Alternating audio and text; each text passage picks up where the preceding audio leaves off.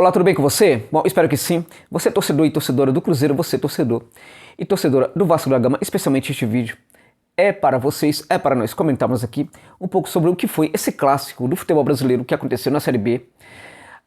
É um clássico de Série A que neste momento acontece na Série B do futebol brasileiro e neste clássico o Cruzeiro levou vantagem sobre o Vasco. Eu acho que foi muito significativo, muito simbólico o que aconteceu na partida, acho que foi muito simbólico o que aconteceu também em termos de resultados, porque eu diria para vocês que apenas se uma dessas duas equipes for, de fato, voltar para a primeira divisão do futebol do Brasil, se elas tiverem chances de conseguir o acesso, na minha opinião, apenas uma delas vai conseguir subir. Uma delas. Acho que de Vasco, Botafogo e Cruzeiro, uma dessas equipes vai subir. Eu diria que tem aí 50% de chances de que uma outra dessas duas equipes possa subir. Mas quando eu penso essas duas equipes, acho que uma delas pode subir e a outra talvez não suba. Nesse sentido, a vitória do Cruzeiro sobre o Vasco talvez tenha sido a vitória de quem possa realmente voltar à Série A, enquanto a outra equipe possa ficar na Série B do futebol do Brasil. E quando a gente olha para os dois clubes, né, institucionalmente, os dois clubes seguem a ser grandes bagunças profundas, né? O Cruzeiro está numa situação lamentável, né? Absolutamente lamentável. Olha-se para o Cruzeiro e percebe-se muito pouca possibilidade de uma reestruturação profunda do clube. A coisa é muito séria mesmo, a situação é muito complicada mesmo no Cruzeiro. E acho que ela se complica muito mais quando os dirigentes se livram de um jogador como o Léo, né? Aí, inclusive aliviando bastante a folha de pagamento. É muito importante que o Cruzeiro alivie muito hoje a folha de pagamento. Independente da discordância com o Léo ou não, de gostar ou não do Léo, acho que o Léo era um jogador que realmente custava muito para o Cruzeiro. De qualquer maneira, acho que não era um dos piores jogadores da equipe. Mas quando os dirigentes se livram do Léo e buscam o Rodolfo, a gente percebe que a coisa realmente é precipício, a coisa tá muito escura no Cruzeiro mesmo. Mesmo em relação a essa questão da transparência, que é algo bem complicado mesmo, né? Algo que machuca muito o torcedor. Quando a gente fala em transparência no Cruzeiro, foi justamente algo que não aconteceu na gestão anterior. E essa contratação do Rodolfo é muito estranha. Estamos falando de um jogador que não vai chegar no Cruzeiro pagar pouco. Estamos falando de um jogador que não era muito bem avaliado no Curitiba, não era muito bem avaliado no Flamengo. Pergunte para o torcedor do Flamengo o que eles achavam do Rodolfo, que vocês vão mais ou menos ter a noção do que é essa contratação para o clube. É lamentável, incompreensível realmente. Os caras não estão ajudando, eles não entendem nada de futebol e aparentemente nem mesmo o David, que jogou futebol, parece entender alguma coisa de futebol fora do campo. E nem mesmo do ponto de vista institucional, esses caras parecem entender alguma coisa. De novo, né, gente? O momento do Cruzeiro é muito grave. E este momento pede gestores que não podem ser mais ou menos. Tem que ser muito bons. E muito bons. Se quer bons, esses dirigentes do Cruzeiro são neste momento. E no campo a gente viu um Cruzeiro diferente. Acho que uma grande atitude muito boa que esses dirigentes tiveram neste ano foi buscar o Mozart Santos, que é um técnico, para mim, um dos mais promissores hoje no cenário do futebol brasileiro. Que ele consiga dar conta do Cruzeiro, que ele consiga ser um responsável aí, fazer um trabalho bom e responder pelo acesso do Cruzeiro, porque se depender dos dirigentes do Cruzeiro, esqueçam, porque o acesso não vai acontecer. Do outro lado a gente tem um Vasco, também imerso numa profunda crise institucional. Os caras falaram que colocaria dinheiro no clube, não tem dinheiro no clube, não tem grana, e tem ali o Pássaro, né, que é outro que não entende nada de futebol, é outro que pode entender perfeitamente de pagar a conta, mas de futebol também não entende absolutamente nada o Pássaro, nada, por onde passou, nada fez de importante, né, fez contratações aí, né, contratações que não dizem nada também para o clube, também em associação aí com esse técnico Marcelo Cabo, que já foi um técnico promissor no futebol brasileiro, hoje é mais um, né, que já passou, não é sequer promissor mais, é um cara que não entende de futebol, é um cara que também dentro de campo não consegue ter o entendimento do que a equipe precisa para mudar, para ganhar o jogo. O Vasco venceu recentemente, conseguiu uma vitória de 3-0 numa outra rodada, mas foi muito por acaso, né? O Vasco depende muito dos seus jogadores, né? Depende muito das individualidades. Se numa certa partida os jogadores brilharem, o Vasco vence. Se não for assim, o Vasco não vai vencer, porque se depender do seu técnico, o Marcelo Cabo, a vitória não vai acontecer. E mais ou menos foi, de novo, o que ocorreu na partida contra nessa última partida, no caso contra o Cruzeiro, em que o Vascão não conseguiu vencer. Vamos lá. Do ponto de vista do Cruzeiro, uma partida bastante interessante, eu gostei bastante da movimentação da equipe. O técnico Mozart Santos foi com uma linha de 5 ali, na verdade 3, mas a gente pode concluir que, na verdade, praticamente 5 jogadores na fase defensiva é o que a gente tinha uma linha de 5 funcionando, com a segunda linha também se aproximando bem, uma segunda linha que eu gostei bastante, né, que tinha muita movimentação. Achei absurdo, eu não gosto de discutir muita arbitragem, quem me conhece sabe disso, mas achei absurdo a expulsão do Paulo. Eu não entendi aquela expulsão. Acho que, por exemplo, o VAR poderia perfeitamente anular aquela expulsão do jogador. Você, torcedor do Vasco, pode estar reclamando aí, pode estar achando ruim, mas na verdade, se você olhar muito bem para o lance, você vai perceber que o jogador do Vasco, completamente maluco, né, vai lá e agride o jogador do Cruzeiro. Ele agride, na verdade, 2 jogadores ali do Cruzeiro. E ele sim mereceu ser expulso. A outra expulsão é controversa, na minha opinião, não era para expulsão. Mas, enfim, o árbitro, né, e a arbitragem é um absurdo aqui no Brasil também, entendeu que mandando 2 jogadores embora ficaria bom para ele, o árbitro, né, para ele controlar o jogo ficaria bom. Que se dane se está prejudicando uma equipe ou outra, está favorecendo uma equipe ou outra. O que o árbitro pensa mesmo é nele, né? E ele fazer uma arbitragem que não fique tão complicado para ele, né, o controle do jogo. É isso que a arbitragem pensa no Brasil. O cara quer controlar o jogo, ele quer controlar o jogo, ele está pensando nele, não está pensando nas equipes, não está pensando no espetáculo, não está pensando no torcedor, está pensando nele mesmo, na sobrevivência dele, e faz ali geralmente uma arbitragem ridícula. Então essa história de expulsar um cara que é agredido às vezes é para ele tentar controlar as coisas para não ficar muito mal com o time. Realmente lamentável esse tipo de coisa. Bom, vamos lá. Então o Cruzeiro soube jogar muito bem defensivamente, levou um gol bobo ali de certa forma, né? Mas soube reagir muito bem a partida, soube reagir muito bem à desvantagem. Se a gente olhar para o Cruzeiro anterior, né, com outro técnico, o Cruzeiro tinha muita dificuldade para reagir, né, numa situação dessa. Vi uma certa evolução dessa equipe, estou, né, percebendo essa evolução, mesmo no jogo contra o Fantasma, eu vi o Cruzeiro evoluindo. Foi uma derrota dura, uma derrota que realmente poderia ter acontecido mesmo, ainda que o Cruzeiro estivesse bem melhor, mais evoluído, dificilmente venceria o Fantasma fora de casa.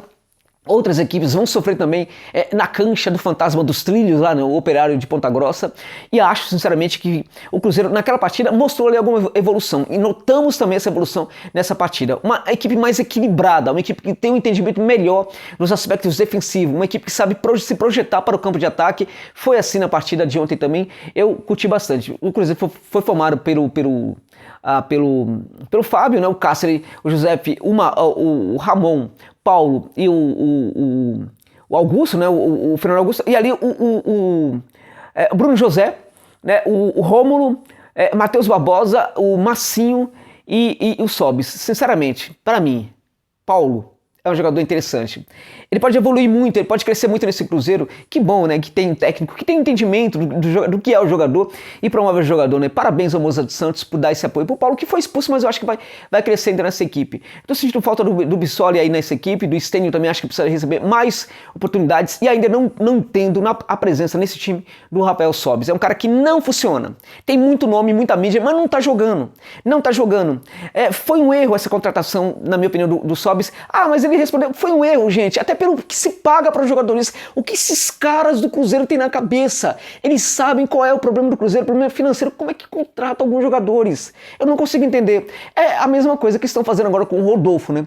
Mas eu acho que, em um certo momento, o técnico do Cruzeiro, Mozart Santos, vai ter que encarar esse problema Sobis na equipe, porque é um cara que praticamente acaba com muita situação de ataque, é um cara que não tem a temperatura do jogo, não tem mais essa temperatura, não tem intensidade, é um cara que tem uma movimentação muito ruim, muito aquém. O Sobis realmente deixa muito a desejar. Apesar disso, a equipe conseguiu superar esse adversário difícil que é o Vasco, conseguiu reagir à expulsão, na minha opinião, injusta do seu jogador, né? Soube reagir também à adversidade no placar também, à desvantagem no placar, e venceu uma partida muito importante para a evolução do Cruzeiro na Série B. Muito importante. Era aquele tipo de jogo que o Cruzeiro precisava vencer, então acho que de certa forma a equipe foi muito bem contra o Vasco. Do ponto de vista do Vasco, né, a diretoria muito responsável pelo que está acontecendo, os caras que não entendem muito de futebol, com, né, destaque para o Pássaro, que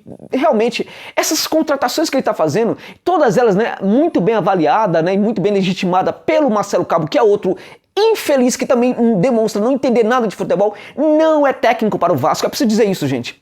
O clube hoje, se demite o cara, o clube vai ter dificuldade depois para mandar embora, mas é muito importante que o Vasco entenda hoje. Não é melhor buscar um técnico de verdade, um técnico realmente, ainda que pague, aí sim, um pouco mais para um técnico. No Brasil tem quem? Acho que não tem muita gente. Busquemos então na América do Sul, busquemos em outro lugar. Não vai inventar essa aventura louca, né, por inveja provavelmente de um outro adversário. Buscar alguém na Europa, né? Buscar um maluco lá na Europa para trazer para cá. Não, gente, aqui a nossa realidade é a América do Sul. Há muitos bons técnicos na América do Sul. O Vasco poderia ir atrás de um, poderia ir atrás do seu Eduardo Domingues, né, do Colón de Santa Fé, um baita técnico, né? Atrás do Paul Vélez, né, que hoje está no Defim de Manta, é um técnico para trancar essa defesa do Vasco e trazer o Vasco de volta para a primeira divisão. É o cara que mais entende de armar a defesa hoje na América Latina, o Paul Vélez, né? E ao pouco a pouco, inclusive, com a equipe, com a defesa muito sólida, a equipe começa também a trabalhar no setor de ataque. Por que não buscar um técnico desse? Por que continuar com essa aventura, com esse entregador de coletes que é o Marcelo Cabo? Ele não tem entendimento, gente. O Vasco não tem padrão. O Vasco não sabe sair da defesa para o ataque. O Vasco não sabe tramar ali no campo de ataque. É muito jogador errado na posição errada. É mesmo a substituição, ele coloca o cara de lateral, o cara que não é lateral e não funciona. Né? É o Morato que não tá rendendo e continua sem jogar. O Galarça no banco não entra de jeito. Que absurdo. A gente vê alguns jogadores que não rendem absolutamente nada no Vasco. E o Galarça sequer é alternativa, sequer entra na partida, numa partida em que a equipe precisava não perder para o Cruzeiro. Vasco foi formado pelo Lucão, né, que é um bom nome do Vasco. Eu gosto muito, acho que tem muito a evoluir ainda, mas é um grande goleiro, Lucão, né? O Zé Carlos, né? O Hernando jogando nada, absolutamente nada, o seu Hernando, né? Castan, né? Altos e baixos, o Riquelme, Morato jogando nada também, né? O Andrei, né? Banco para o Andrei imediatamente, gente. Imediatamente o André precisa de banco, precisa se tocar. Ele não tá sabendo entender o que é o Vasco, não tá entendendo essa camisa do Vasco, o cara sumido em campo. Esse cara precisa entregar um pouco mais, né? A torcida costuma cobrar muito de garoto, né? Mas os garotos até têm o direito, né, de terem aí problema aí de, enfim, Andrei não, esses caras mais velhos, Hernando, né? Andrei não é propriamente o caso, né? Mas é um cara também que já recebeu muita chance no Vasco. Acho que tá na hora de esquentar banco de reservas, né? Bruno Gomes e o Matheus Nascimento. Marquinhos Gabriel, não entendi até hoje essa contratação do Marquinhos Gabriel. Uma equipe que precisa vencer, precisa subir para a Série A, uma equipe na Série B. Não pode ter Marquinhos Gabriel como titular, gente. Ele não entrega nada, ele é um cara que muitas vezes se esconde, acha buraquinho para se esconder dentro de campo, não tem sentido a presença dele dentro de campo, né? Não tem a menor lógica a presença dele dentro de campo também, né? E aí, para terminar a situação, o Cano, que de novo sem receber bola, pouco acionado e tudo mais. Um problema do Vasco é que o Vasco tem esses jogadores da canteira, eles não são muito bem preparados, né? A gente percebe que, assim, não é que o cara é preparado pelo técnico durante uma semana para ele executar uma função na partida. Esses caras entram de qualquer maneira para salvar a equipe. Assim não funciona. Assim é queimar os garotos da base. O Marcelo Cabo está, além do trabalho horroroso que ele faz no Vasco, ele está queimando muitos dos garotos da canteira do Vasco em função de não conhecer futebol, em função de achar que esses garotos vão ser o socorro para ele durante as partidas complicadas. Ou seja, um técnico horrível que está dificultando muito a vida do Vasco, está prejudicando a garotada da base, né? Assim como o seu Pássaro com a sua gestão e contratações também está prejudicando o Vasco, assim como a direção do Vasco também está prejudicando muito o clube. E dentro de campo, alguns jogadores também não estão respondendo. Se continuar assim, vai flertar com o rebaixamento para a Série C, gente. É isso que vai acontecer com o Vasco. E para melhorar tudo isso agora, imediatamente, manda o entregador de coletes embora e vão atrás de um técnico para o Vasco subir. O Vasco precisa de um técnico de verdade. No Brasil, talvez não tenha. Em Portugal, esqueça Portugal. Tem que buscar na América do Sul. Dica, Paul Vélez ou Eduardo Domingues do Colón de Santa Fé. É isso.